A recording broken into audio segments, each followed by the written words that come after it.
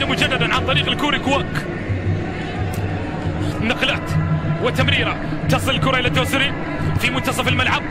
كرة القدم شوف بين لحظة وبين حين وآخر تحبس أنفاس محبيها. هذا هو حال كرة القدم. الكرة تصل على حدود منطقة الجزاء، تمريرة ملعوبة، الفرصة هنا أمام التسديدة. فعلها الفرج، وأخيرا الفرج عن طريق سلمان الفرج يأتي بيور الأهداف بعدما أحكم الصواب وسدد وأتى بالجواب وأنهى العتاب.